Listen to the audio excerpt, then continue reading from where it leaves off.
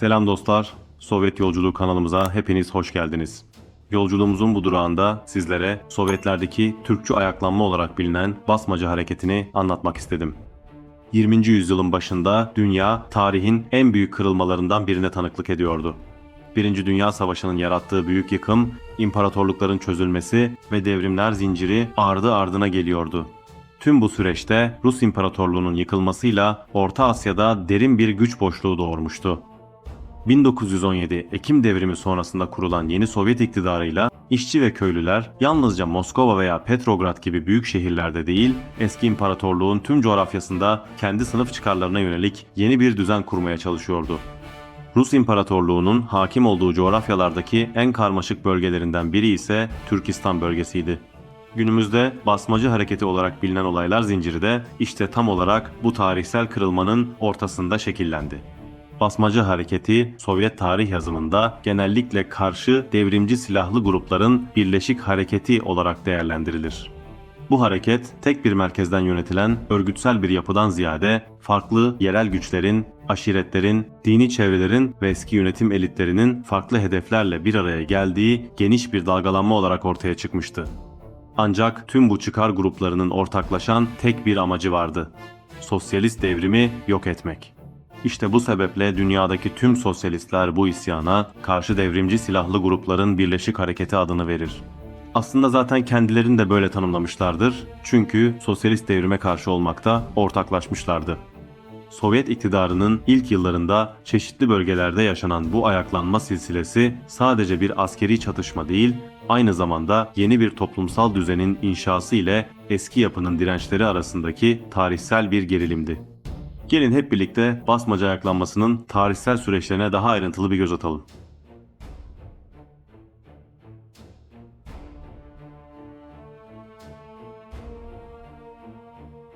1917 Ekim Devrimi sonrasında Çarlık Rusyası'nın çöküşüyle birlikte 1867'de kurulan imparatorluğa bağlı Türkistan Genel Valiliği de büyük ölçüde çözülmüştü. Devrimden sonra bölgedeki yerel yöneticiler, eski bürokrasi ve dini otoriteler arasında kontrol mücadelesi başladı. Bu dönemde bölgede ekonomik eşitsizlikler, toprak sorunu ve etnik gerilimler zaten derinleşmişti. Özellikle bölgenin kırsal kesimlerinde feodal ilişkiler güçlüydü ve geniş halk kitleleri bu yapının içinde sıkışmış durumdaydı. Ekim Devrimi sonrasında Sovyet yönetimi bu bölgede iki temel hedef belirledi. Birincisi, işçi ve köylü iktidarında Sovyet yönetimini tam anlamıyla kurarak eski söz sahiplerini yönetimden uzaklaştırmaktı. İkincisi ise toprak reformu ve sosyal dönüşümlerle halk kitlelerinin desteğini sağlamaktı. Ancak tarihsel sömürücü ilişkilerin diğer coğrafyalara göre çok daha karmaşık ve iç içe geçtiği bölgelerde bunlar hiç de kolay olmadı. Türkistan coğrafyası da işte tam bu zor bölgelerden biriydi. Mülkiyet sahibi olan yönetici konumundaki yerel silahlı gruplar, bölgede etkin olan dini otoriteler ve eski egemen sınıflar Sovyet reformlarını kendi konumlarına tehdit olarak görmeye başlamıştı. Bu tepki zamanla organize bir ayaklanmaya dönüştü. Bu çetelerin Çarlık döneminden devrim sonrasına kadar aynı eşkıyalık yöntemleriyle baskınlar şeklinde saldırılar yapmaları nedeniyle tüm bu ayaklanmalar bütününe Basmacı Hareketi adı verildi.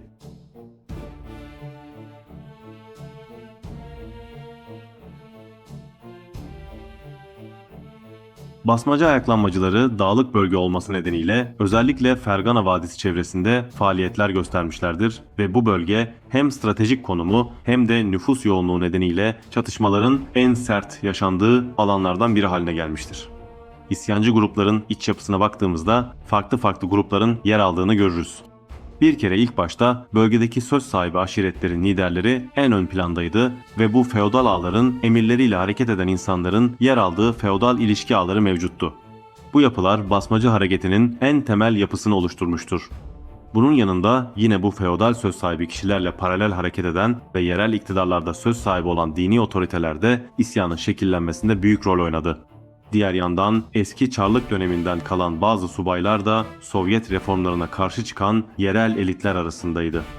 Tarihçiler bu farklı çıkar gruplarının yer aldığı isyan hareketi için ulusal bağımsızlık hareketi tanımı asla yapmazlar. Bu tanımlamalar sadece günümüzün milliyetçi ön yargılarıyla yapılan ifadelerdir. Çünkü bu hareket çok parçalıydı ve zaman zaman birbirine rakip güçlerin oluşturduğu bir yapı mevcuttu. Sovyet yönetimi içinde temel sorun aslında tam da bu oldu. Bu grupların ortak bir siyasi programı olmaması bölgede uzun süren bir belirsizlik ve istikrarsızlık ortamı yaratmıştı.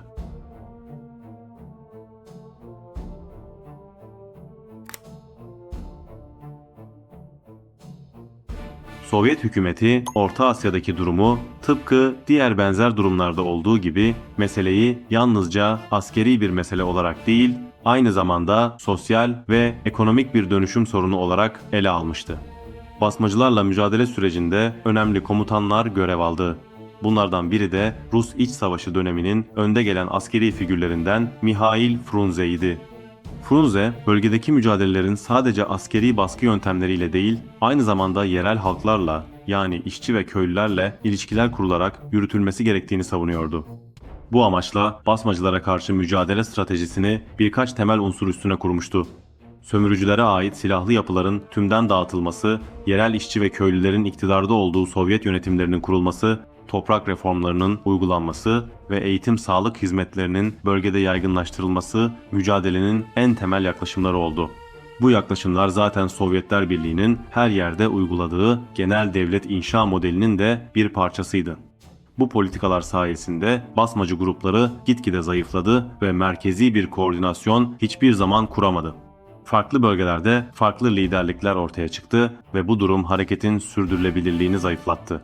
1920'lerin ortalarına gelindiğinde Sovyetler bölgedeki kontrolü büyük ölçüde sağlamıştı.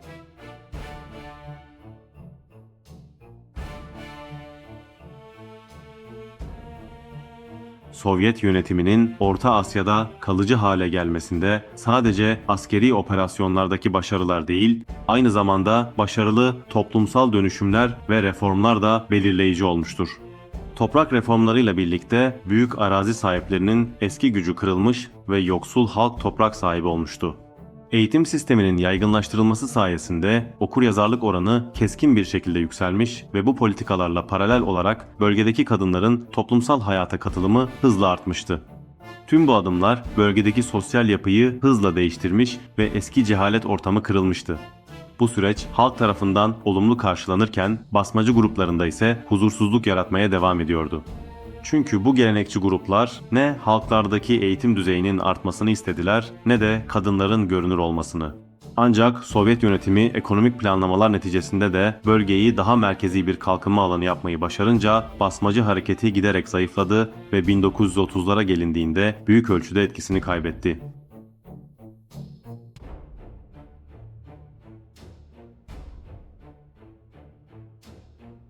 Basmacı hareketi yalnızca Orta Asya iç politikasını değil, Sovyetler Birliği'nin dış politika algılarını da etkilemiştir. Sovyet yönetimi özellikle bölgeye komşu yeni devletlerle ilişkilerinde daha temkinli bir yaklaşım geliştirdi. Bu noktada Türkiye ile ilişkiler son derece dikkatle ele alındı.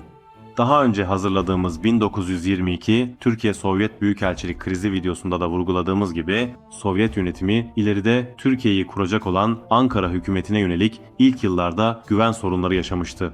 Bunun nedenlerinden biri de işte bu basmacı hareketinin bölgesel etkilerinin dış politikaya yansımasıydı. Çünkü Buhara, Harzem gibi pek çok Sovyet bölgesinde Enver Paşa'nın liderliğinde karşı devrimci faaliyetler yürüten pek çok Türk subay vardı ve pek çok kişi Sovyetler tarafından suçüstü yakalanıyordu.